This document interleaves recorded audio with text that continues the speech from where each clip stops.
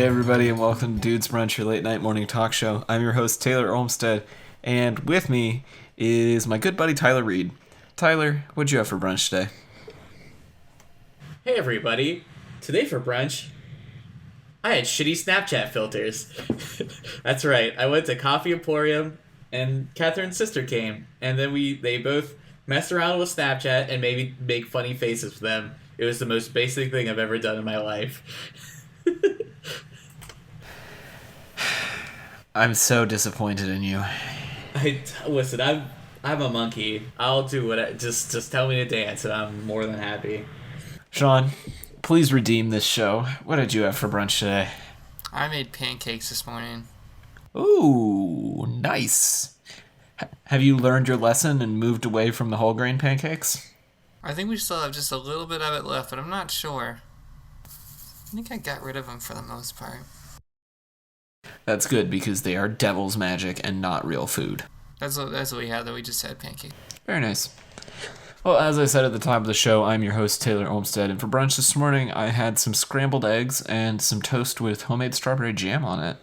Well, this is the part of the show where we would normally do some follow-up, and we really only have one item of follow-up that Sean kind of spoiled for us before the show, but you visited the hallowed halls of one of our nation's many glorious diners, drive-ins, and or dives this weekend, Sean? Well, yeah, I mean, I went to the Tune-In, which is a hill establishment here in D.C. Kind of didn't mean to go there, but everyone got hungry at the same time, and I have eaten there a couple times before, so I knew that it was going to be a good place to go get food, and we watched the horse race. It was very exciting. If you don't watch horse racing, you should definitely watch horse racing. What's so funny? Do we actually want to interrupt this special segment for something completely unrelated? No. Yeah, why not? I want to finish talking about now. Sean's Guy Fieri story, and then we can come to it. Yeah, but whatever. So, Guy picked crappy food. Well, I shouldn't say he picked crappy food. I should say the Tune-In has actually really good food. But my brother got the thing that Guy got, and he wasn't very impressed with it. And the one thing that the restaurant is, that's they're like the Tune-In burger, which if you ever go there, I highly just recommend. Just get that, because it's a burger, and it's got onion rings on top of it, and it's a delicious burger. How Just could get you go that. wrong? Yeah, that's what I mean. Like, you can't really go wrong. Like, get what the restaurant's thing is and not what the TV personality's thing is. You just can't lose. I mean, if you look at Guy Fieri once, I feel like you should know that you should never take his advice on anything, especially dietary matters. Now, I just can't accept, listen, at some point Guy Fieri had to have, at some level, have some sort of traditional training, or really had a good taste or experience with cooking, and was able to give his input on what good food is. I just can't accept it that he's just like this trash fire that just says, "Oh yeah, this is fucking great. This is the best thing ever." How do you spell his last name? Fieri. Are we booting up the Guy Google for this Fieri. one? Hold on, let's look him up. Let's look on Wikipedia. I don't think he has, Tyler.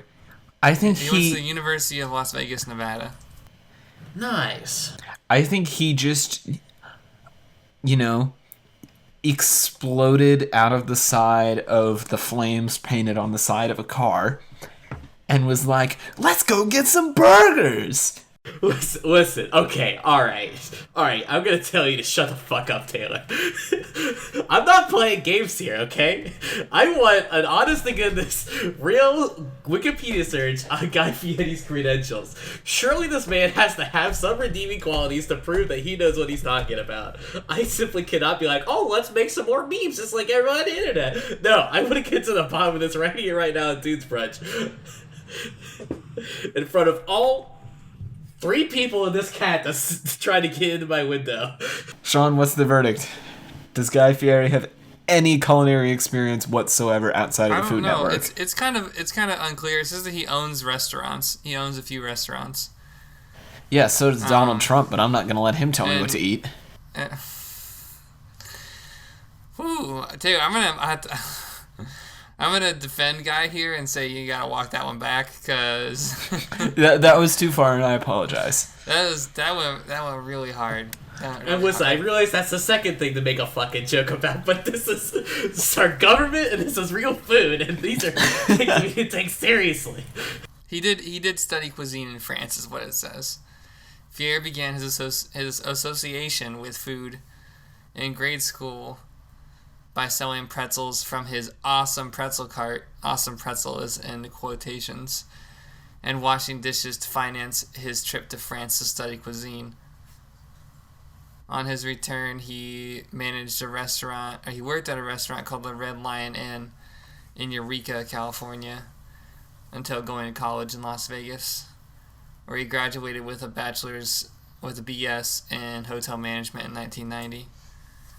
Soon after that, he went to work for Stouffer's as a manager of a Long Beach restaurant. 3 years in Southern California, he became district manager of another restaurant in 6 locations and trained. So he's got experience with restaurants and stuff. I'll give him that. And you know, he knows how to manage stuff, so that's good. Which it actually takes a lot. I don't know what qualifies him to be like a taste maker though. He's got the look for TV though. He certainly has that. When masculinity wanted to make it cool to cook again, Guy Fieri was there. Great. To save and you know the day. what? That's it. That's all I wanted. I just wanted a simple moment where we were like, let's just make sure that this just isn't some schmuck that they decided to throw on television and he became a worldwide meme. Thank you. Thank you for humoring me, Sean. Well, there you have it, folks. Guy Fieri. He is Restaurant a published manager. author, which is more than I can say about myself, so. He's had like 1 billion TV shows. And you know what? You better believe when that show's on, I watch it. How often is a TV on in my house? Not very much. It's like whatever show Steve Harvey's on now. You flip to the channel and you're there. Until you're not.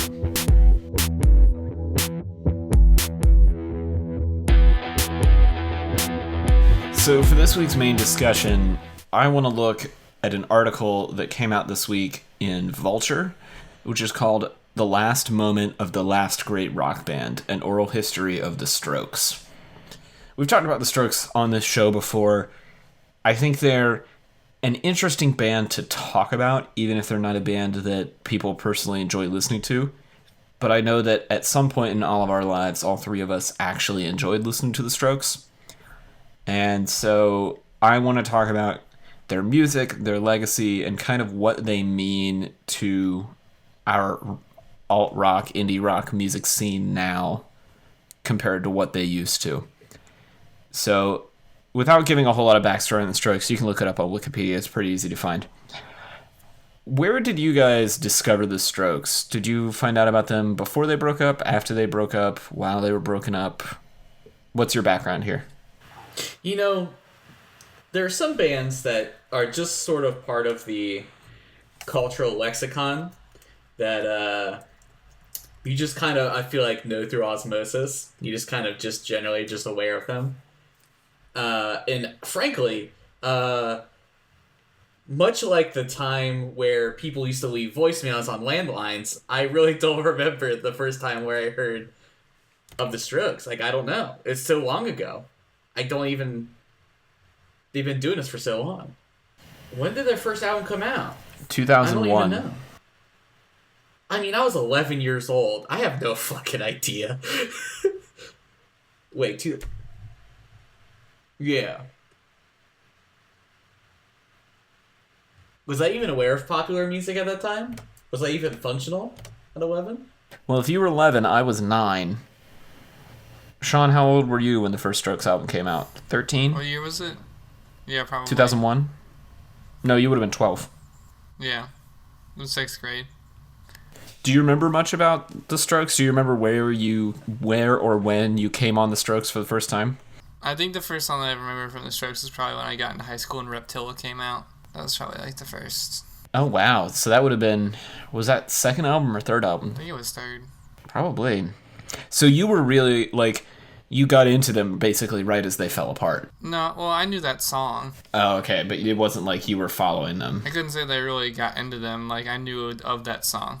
I don't think I knew... It's a good song. It is a good song. I don't think I knew really anything about the Strokes until Rock Band, because Last Night was in Rock Band, and that was the first time that I put two and two together. That, like, I had heard that song on the radio, and then I figured out who it was. And then somewhere, probably late college, early high school, I think I torrented or got the first Strokes record off of LimeWire, which is probably the right way to get the first Strokes record. Right. In all honesty. Yeah, wasn't Reptillia on a Rock Band or a Guitar Hero though? It was. Reptillia and Last Night, and there was another one that was really popular that was on one of those games.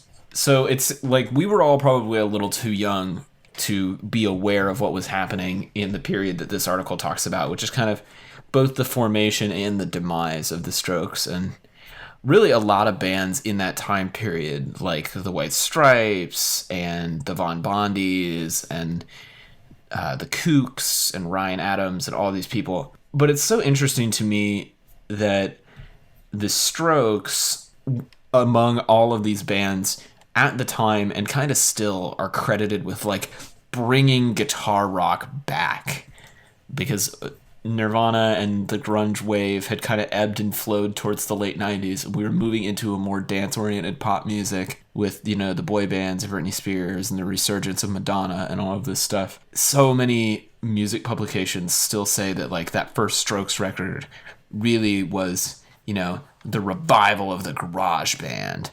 I guess looking back on it, like, maybe it's because I was too young at the time, but I just don't see that. I don't know what you guys... How do you guys feel about that? I mean, gosh, that's something that I feel like none of us are really entirely qualified to answer, considering our...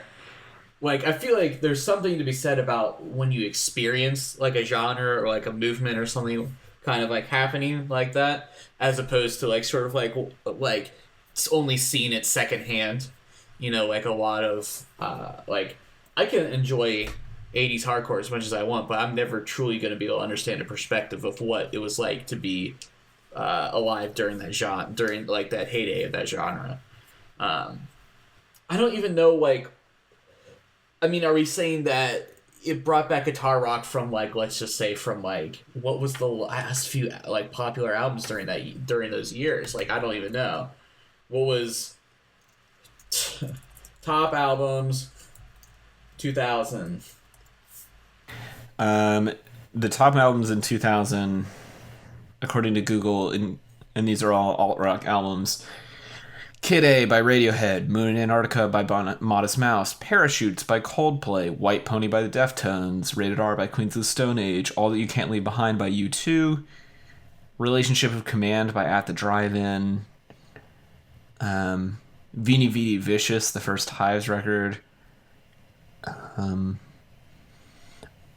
All Hands on the Bad One by Sleater Kinney, Well, Hybrid Theory by Linkin Park. it's interesting that, well, of course. I think it's interesting how it feels varied Google is with its, like, oh, these are the best albums of that year. I wonder, like, how they collect that sort of information. Probably Metacritic scores would be my guess. Sure. Because I'm like, I don't know if... I mean, I have no idea because I was 11. I don't know if the Moon in Antarctica was really the top album of, you know... In the alt-rock scene, not top selling. Sure. It definitely wasn't top selling. Sure. But I don't actually know. To put it into perspective, Radiohead's Kid A was Pitchfork's album of the year that year. I didn't even know who Radiohead was when I was 10. But I'm not talking about when you were 10. I'm talking Sure. about, like, looking back on it, do you think that the Strokes revived this sound? Or are they responsible for reviving this sound? I mean, just for the sake of answering the question, I mean, I would probably just say yes, just because probably, you know, what were we heading out of? You know, we were probably like, I checked, like, the album for, like, 1999, like, one of them was, like, a Rage Against the Machine album, so, like, it was probably kind of going weird. I think maybe the 90s are still doing like metal fusion. I don't know. I really don't know that much about that period of rock history. Maybe I feel like the maybe what allowed the Strokes to be like that was, I mean, when you read this article, you know that they're like all caught up in like grunge royalty at the time at one point or another, and like their music is kind of poppy. It's like pop punk and kind of catchy. The lyrics are pretty easy to digest, and this doesn't make it bad music at all. But what I'm saying is like the other albums that you were listing off, like Queens of the Stone Age and stuff, a lot of that's heavier stuff, and these are bands that they're definitely more on that like hard metal or like hard rock side, or really high concept like Radiohead.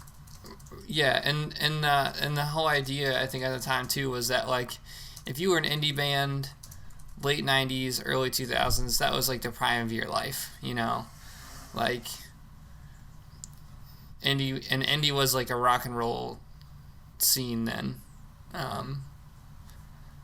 so it also probably helped they came from New York too, because if you're a successful band from New York, you get the New York bump. So that probably helped out. In as few words as possible, I don't think I feel like I know, but could you describe what the New York bump is as best you can? Well, I mean, like... So I can speak to that a little bit. They talk in the article about, like, the first quote is from Ryan Adams, and he talks about being in the Strokes apartment, and they're all smoking pot, and one of the guys is high and is like, man, what if John Mayer was here playing guitar right now? And so Ryan Adams can just call John Mayer and be like, hey, I'm at this apartment, come over and play guitar. And John Mayer lives down the street and can come play guitar. And, like, they're all partying with Courtney Love, and Courtney Love gets them on MTV for the first time. And, like, they're in New York and they're part of that scene, so they know all the right people.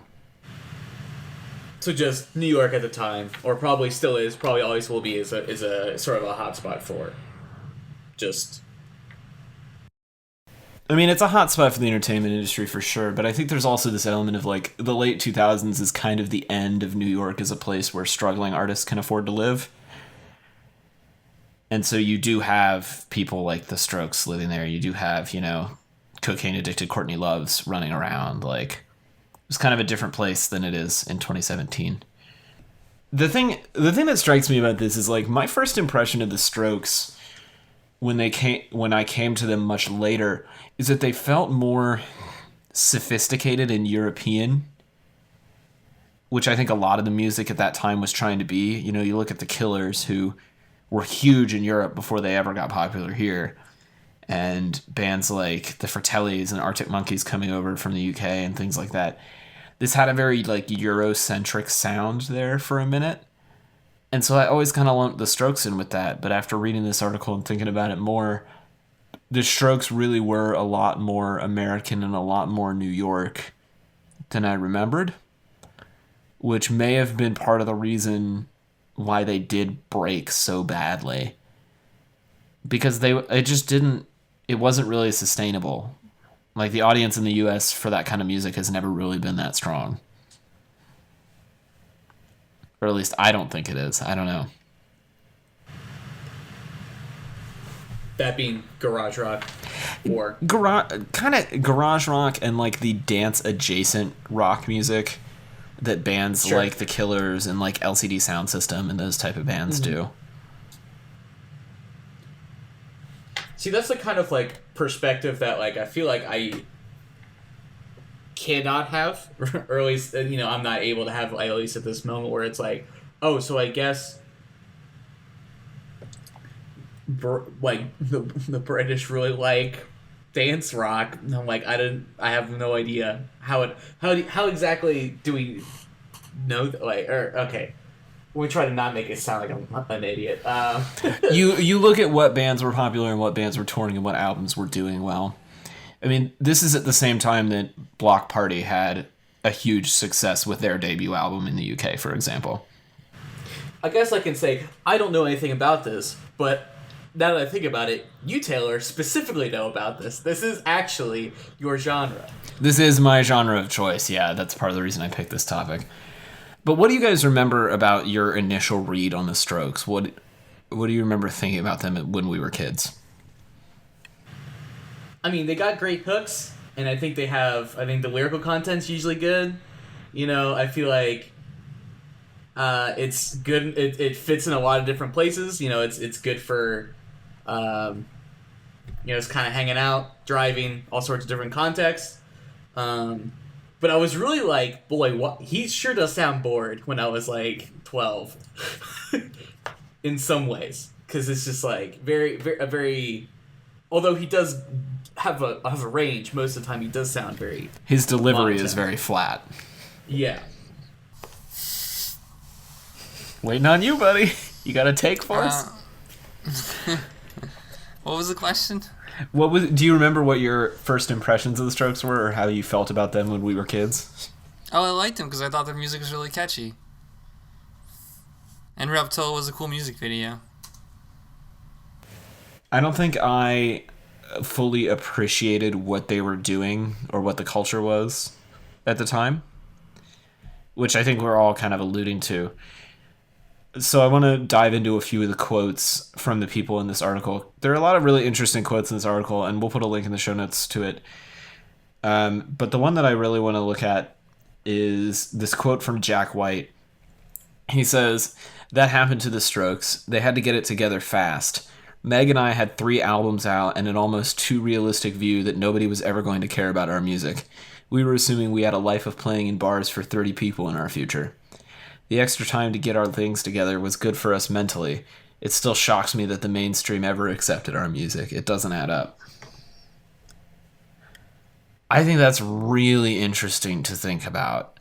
Because a lot of times when we think about the White Stripes, we think about, Seven Nation Army and all the huge hits. But you forget that they'd been making that kind of music since the mid-90s, and the Strokes just show up out of nowhere and have massive international success with their very first album and are touring with the White Stripes. And boy, let me tell you, I try to listen to White Stripes albums on purpose, and sometimes you just can't get through them. At least for me. I'm like, boy, I sure do want to listen to this specific song. You're like... And it feels like they're always sort of chasing that little nugget all the time. And you're like, boy, if you put together a White Stripes best of list, it's a pretty long list. It's pretty good. That's really great. But that's also throughout like 10 albums or, I don't know. That's a hyperbole. I think it's like 8, maybe 6. Is that a thing that you ever stitched together, Sean? Because I know you're a big White Stripes fan. I mean, to be honest, it's tough to say. Like, sometimes there's some bands that are just phenoms. Like, they just knock it out of the park in their first try, and some players don't play like that, Like, when you look at... It would be difficult to compare any of the Strokes' individual players with like legacy on rock music with that of Jack White's. No question.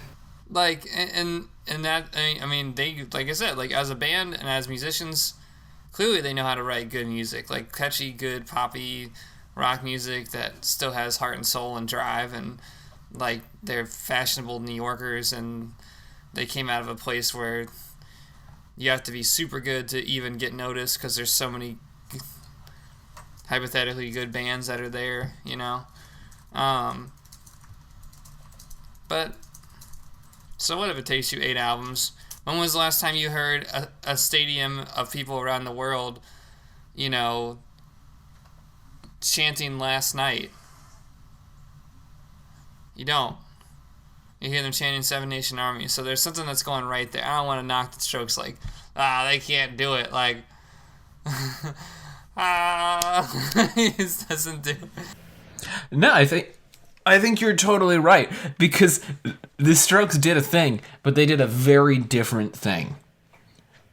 And my whole point in bringing this article up is kind of the comparison to Jack White, because now that this article put it together in my head that they know each other and they like came up together. It's so fascinating because, rock critics and these rock magazines, they always include Strokes albums in best albums of all time.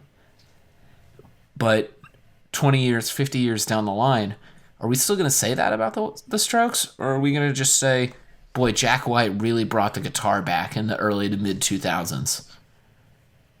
Jack White really changed the face of rock music. I think you could say that. I don't think the guitar went away. Well, no, we always say, oh, they brought the guitar back, but the guitar never went away. And no offense, but like when you comparing the Strokes to the White Stripes is like comparing a simple machine to a car. Like, oh, what's so good about the lever, or what's so good about the wheel? Like, it's like, listen, at the White Stripes, it's hard to compare because it was him and Meg. There was only Jack and Meg. There wasn't like, their project was completely different than what the Strokes are trying to do. Like, they're both fantastic. They both use the same tools. But it's not the same thing. I mean, history always belongs to the victors. And it's like, and maybe it's just like, in a lot of ways, maybe just the critics right now that are kind of like rose up, that were around when the Strokes were like very popular. That's probably why they rate them so highly, because you have nostalgia and all this built up like emotion attached to it. But like, I feel like maybe once, a different generation comes along, maybe they will remember the White Stripes more fondly, because you could probably say that, I mean, Jack White has a legacy at this point. He's done like 3 or 4 different bands. He's very successful. He basically brought vinyl back. Right. So, maybe the Strokes will be regulated to a more second, White Stripes maybe S rank or A plus, but then like Strokes are like low A or B, they're still very significant. They'll be a band that people remember, but they won't be like, oh, this is the band that made it. That's I think maybe it's not difficult to compare them too, because they're like, these two reinvented they didn't reinvent it. They modified in a new way the rock music that came out of their area. Like when you listen to like rock and roll from New York, it's very like, okay, Taylor, name me another really good band from New York. You got to give me a time period. Just name me a band in New York that might have had 4 people that play guitar and drums. I mean, you could say the Ramones. There you go. There you go. Talking Heads, and it was kind of upbeat Sonic and quick. Youth. Yeah, and it's It very was easy digestible. And it's very kind of easy to melodic. compare the Ramones to the Strokes because the influence is so strong there too. Right, and that's what I mean. Like, those two are both like really rocky, but there's a very punk rock element to listening to the Strokes. Am I wrong in saying that? No, not at all. I mean, do you guys think that? Okay. Jack White is clearly into the blues. Jack White is from Detroit. Like, blue collar, close to Chicago. Like, he's very much like a bluesy kind of person. And like, he has not hid the fact that he is like really tried to make the White Stripes a bluesy band. Yeah, he's doing a different thing. And like about all that blues rock stuff. So, I mean, Detroit does have such musical hits as Insane Clown Posse, Motown. I don't know, the Yeah. entire genre of Motown. The Stooges, the MC5. Listen, I'm simply looking at the Google search, and that was one of the first things that came up, so cut me some slack here. Poor Detroit. That's what I mean. Like, I think that they really like came together well because They were doing a similar but different thing. they made rock music, like guitar-centered melodic music, right, but in different styles. Like it's very nice. The Black Keys were making something very similar, not too far south of them. That's true. You don't usually get mentions of the Black Keys during these kinds of discussions, but they were in that scene for sure. But like around this same time, like name like a California rock band that made this. It probably will be remembered as much as like.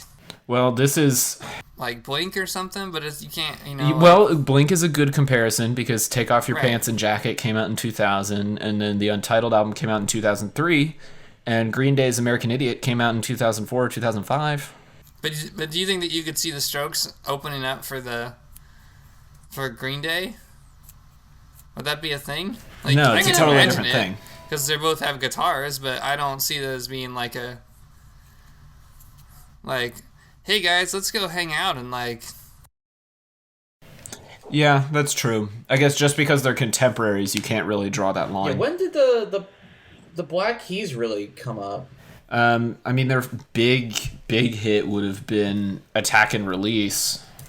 Why don't people include them in the conversation? Because, I mean, they were starting in 2002, 2003, 2004. What year did Attack and Release come out? 2008. That was 2008. But the big come up was in 2002. But remember, nobody was listening to the big come up. That was their first album recorded in their basement. The Black Keys have kind of the inverse effect of the Strokes, right? It takes them a bunch of albums before they finally get their huge hit with Brothers. I mean, Attack and Release was big, but not nearly on the scale that Brothers was. I think that somebody who knew more about this particular time in rock could argue and convince me that like there was something that was going on in like the Mideast, for lack of a better place to like region to describe, like the Ohio, Chicago, yeah, like Ohio, Pennsylvania, New York, like, and like East Coast, like kind of, up along the lakes. That there was something going on there. I agree. And then there was like the Southwest and California where there was something else going on there. Like stoner rock and pop punk was going crazy, but Seattle was dead. Yeah, because all of this was in response to Seattle, to the grunge scene. I was like, what bands are from like Utah? I just like typed it in. I was like, let's just see what's over in the real heart of America. Neon Trees, The Used, Megan Dia, which I guess probably aren't very popular right now, but let's see. It seems like there's wow, that it started and ended there. There's a lot of stuff I'm not familiar with, but it seems like there's like a few. I'm like there's definitely more than one page. So the Strokes kind of disintegrated after their third album, and they came back in 2011, my senior year of high school, with Angles, their comeback record, which did okay. But outside of the sales numbers and the critical response, I'm curious, what was the Strokes comeback like for you guys? Do you remember it? What did you feel like when we started getting new Strokes again? A side note, as it turns out, the band Kansas, from Kansas. No shit. Well, you don't know. I would say my most defining moment dealing with the Strokes came out when Angles came out, in which I torrented the album, and it was actually a Brokencyde album, and it hurt me. We in still many talk ways. about that glorious day when Tyler opened up those files on iTunes, and it was Brokencyde. If you don't know who that band is, don't worry about it. You don't want to hear it. There will be links in the show notes. To be honest, I didn't know. Sean, Strokes comeback. Go ahead. I didn't know that there was that the Strokes ever broke up. I mean, that's fair. I remember this very clearly because I had just gotten into, like, really into the Strokes and listened to the back catalog, and I was so pumped about this record. And I remember when I went to college in the fall, I met some people who also liked the Strokes, and there was talk of, like, where could we... Yeah, right? Because all college kids love the Strokes. It was like, let's try and find our next opportunity to see them, and they were only playing festivals, and we were like, oh, well, maybe we can get to a festival, but it was all like Coachella and Bonnaroo and the big ones that you can't afford. And then by the time that, we had come back to it, the next album had come out, Comeback Machine, and it was such a letdown that, to be honest, I haven't really listened to the Strokes since. That album just kind of burned me, and I feel like Angles was okay, but that next album was just so not good that I didn't really come back to them again until this article. I mean, You're not wrong. people break up for a reason. Does the fact that they came back with a bunch of mediocre music detract from the whole they burned fast and they burned bright story about the Strokes? Sean's basically been saying, "Oh," for like an hour and a half. I don't know. They came back, but was the music any better? I didn't mind it. I wasn't as in love with it as I was the first few albums, but it's not like it's bad. I still was like, oh, new Strokes album, and I listened to it, and I thought there was a couple songs that were pretty good. Sure, but it didn't capture the way that you wanted to be like excited for. It's like when the new Red Hot Chili Peppers album came out, and you're like, oh, well, I guess they still sound like the Red Hot Chili Peppers. Like the Red Hot Chili Peppers, yeah. It's like, boy, the Flea still plays his bass like he does. You know, Anthony still plays his vocals like he does. Still plays his vocals. Good job. His voice hasn't changed in timbre, pitch, anything. Flea can still play bass. He can still slap like a motherfucker. They have a new guitar player that sounds exactly like every other guitar player they've ever had. Well, that's good. He blends in very nicely. So, with that being said, you're like, oh, here's the Strokes again. I'm glad that we have them exactly as they were. Now, listen. If you had, like, my friend Daniel Whitford on, and I'm sure he would give a much more impassioned statement about a band he would probably like the Strokes. Yeah, Daniel probably know. Right. But it's just like, man, we're just not really like I'm personally just not like a huge, just like super fan of them. I don't know. I don't have the commentary. I don't have the perspective for it, and I wish I did. I think that's what I was after for this whole segment. Is that first Strokes album, like, I'm not going to disagree with anything said in this article there. I think the first Strokes album is amazing. Front to back, great rock record. Probably one of the best rock records since the year 2000. After that, though, they're just another rock band.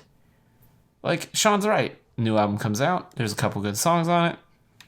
And then, you know, whatever. We wait a couple years, maybe the Strokes put out another new good song, maybe they don't.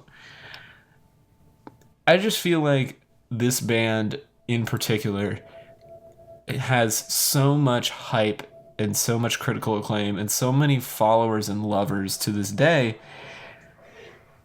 And I struggle sometimes to remember why.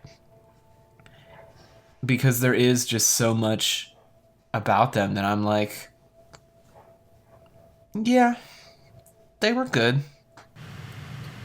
All right, so maybe I have something to kind of like to maybe help. So I think for me, a band that probably fits the same sort of spot would be probably like the Gaslight Anthem, because that was a band that, like, I mean, ignore like the like couple like months I didn't actually like that album, like their the 59 sound, like just ignore that because I was wrong and that's fine. Like the 59 sound came out and I was like, wow, this is a fucking album. And like, and they did change it up a little bit, but I haven't felt like I've ever really gotten like super jazzed about them again. You know, like they haven't like really caught me like that, like the 59 sound did. It was just such a complete full package, and I was like, well, what else do I need? I mean, did the Gaslight Anthem revolutionize anything? No, not particularly. I don't think they really brought in a new era of pop punk, or, you know, whatever you want to call it. Is there a similar example for you, Sean? Is it No Doubt, Sean? Sean loves every No Doubt album. What are you talking about?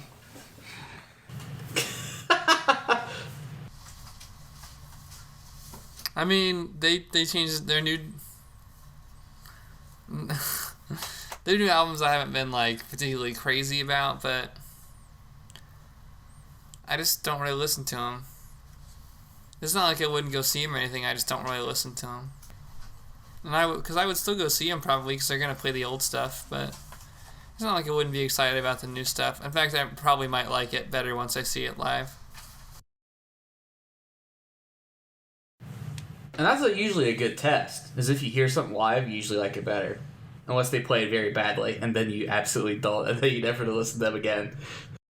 Like, I just saw that Protest the Hero has a new album out. Maybe it's been out for like a year. And I've seen them live 3 times now. And the last one that I saw them just wasn't really that good. But I did like the album, so I don't know. Just sometimes you just gotta. I think kind of ironically, because his band has done basically the exact same thing, James Murphy sums this up really well towards the end of this article. He says, "Is This It was my favorite record of the decade. Whenever people poo-poo it, I'm like, you're saying that now, but I guarantee you're going to have a barbecue in 10 years, play that shit, and say, I love this record." Got me. That's basically exactly how I feel about the Strokes. They're an important band because of that one record. And 10 years from now, I am going to have a barbecue, and I'm going to put that first Strokes album on and say, man, this is a good album. And, you know, I'm probably not going to keep the other 5 Strokes albums in my music library. And that's fine. I guess what I'm saying is, you don't have to love the Strokes.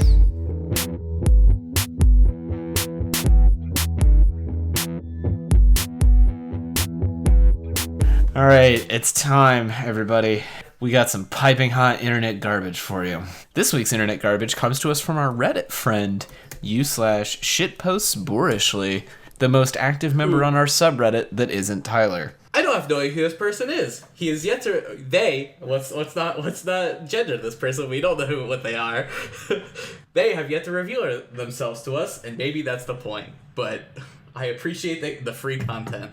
I also appreciate the free content and generally just, the support. If you have not hung out in our subreddit, it's a great place to put things that you want us to talk about because it's where we go before we record each episode. So let's all watch this video. The post title is The Cops Intro, but the theme song is replaced with the Ed, Ed, and Eddy theme. Which, unfortunately, I've watched the first few seconds of it, so I've already got out my initial chuckles.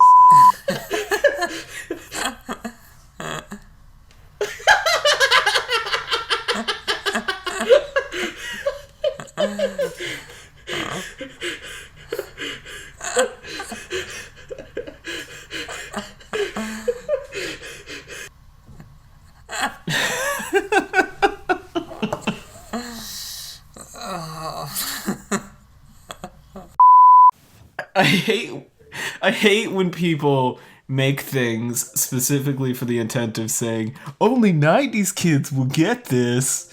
But I actually think this is a joke that only 90s kids will really get. I love how creative people are. I mean, it's a testament to the creativity of the internet consciousness, the millions of people that inhabit it every day. So it's really, it feels like you're always getting hot and fresh stuff. So yeah, I mean, I obviously really appreciate. Did you guys watch Cops at all? Yeah. On purpose? No, not really. It made me feel bad. I don't like people that are probably have mental illnesses or probably on drugs or just not very smart, and they do bad things, and then I don't know. It was just always a very negative show for me to watch. I don't know. Just like Jerry Springer, Apparently, when I was 3 or 4 and Cops had first come out, my dad got really into it, and my mom didn't want him watching it around me because, I was 3 or 4 years old. And she had told him to stop watching it in the house. But she came home from work one day and I was playing with my Hot Wheels and singing the theme song. And I got him in a bunch of trouble by singing the Cops theme song. And I was too young to remember it. I don't remember this happening at all, but apparently it did. So this video... I feel like that's... Go ahead, sorry, I'm sorry. No, go ahead. I was just like, is that like a correlation isn't causation kind of thing? But that's fine. I'm sure you'd heard that song at some point somewhere else. Maybe. It was probably during the Cops theme, though. Right. So this video has an extra special meaning in my heart for apparently getting my dad in trouble with my mom. I also kind of remember not being encouraged to watch Ed, Edd and Eddy because it was stupid and vulgar. So there's that part of it too. Well, really, that's most cartoons, isn't it? Ed, Edd and Eddy was pretty bad though, at least in its earlier seasons. What do you mean? In what way? I mean, it wasn't Ren and Stimpy, but it was more vulgar than a lot of the stuff that was on Cartoon Network. It was also very dumb. I mean, it was kind of like a counterpoint to like SpongeBob in a ways, although not nearly as popular or as consistently as good. But it had a lot of memeability to it, and you see it kind of like sort of like leaking out as time goes on. Do you think Ed, Edd and Eddy's gonna be the new meme cartoon? Probably not, but I do love, sort of like Rolf quotes taken out of context is usually good. That is a solid quality meme. I used to watch Ed and Eddy, and my dad used to watch Cops when we grew up, so yeah, I watched it, but I'm kind of with Tyler. It was weird, like when you watch people get arrested and stuff, you're kind of like, this isn't supposed to be entertainment, right? Like this is. Like, it was more probably just shock factor stuff, like... Yeah, you're not wrong there. Do not forget, do not burn the candle at both ends as it leads to the life of a hairdresser. That is right. That is right. Wow. Cops is still on. On purpose? Not reruns? On purpose. It's in its 29th season. I mean, people are still getting arrested, right? Yeah, I guess so. So I don't think we've directly talked about the video itself. How do we feel about this implementation of this remake? The funny thing about this, knowing what little I do about Cops, each season of Cops had a different intro sequence that included different footage from that season. So like different arrests and chases and stuff. And man, did they pick a good one for this. I mean, the first thing you see is a guy kicking in a fence, and it just escalates so fast from there. There's a dude trapped under a bookcase. There's what appears to be a prostitute crying as she's pushed into the back of a police car. There's a car flipping around on the highway, like juggalos getting arrested. The guy just gets pushed off a motorcycle. And then that's the fucked up part, is you're just like sitting here laughing. People probably think the show is hysterical. But like, it's honestly, I'm laughing at the juxtaposition, which is also a little fucked up as well. That like there's a woman crying behind a cop car, and I'm like, there's whistle music behind this. Well, no, like the juxtaposition is similar to that, and when we talked about it a few weeks ago with Phantom Planet's California being on the back of The Simpsons. Like, of course it's not funny watching somebody get robbed at a theme park, but when you put California behind it and you realize that they're making fun of the OC, it's hilarious. So is this funnier or less funny than when you put the Benny Hill theme behind something? It's kind of been played out, don't you think? I would definitely say Yakety Slacks, for memeability, probably cannot be beaten. But I think for a quote-unquote fresh take on this idea, I think it's a very good one. I like this as a substitute. Maybe Ed, Edd and Eddy is the new Yakety Sax. Now, as a juxtaposition of this already juxtaposed situation, they did Chowder with the Cops theme, the exact same video, and I'm like, this does not work. Post that.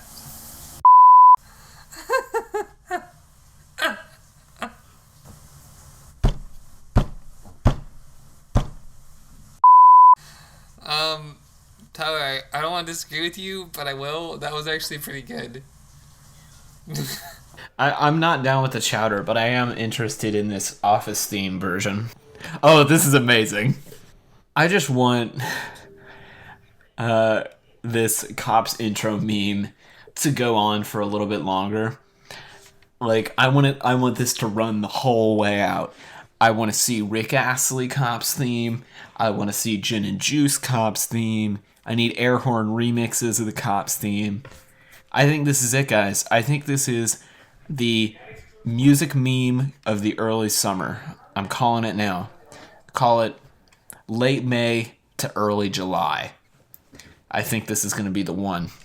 And unfortunately, I can't seem to find an all-star version of this meme. So we haven't reached the end of this train yet. So that's good. You know what to do, folks. Boot up your iMovies. Tweet it at us at Dudes Brunch. We'll talk about it and follow up next week. This is fairly fresh. I mean, these are all from 2017. This Ed and Eddy one was from May 17th. So that's pretty new.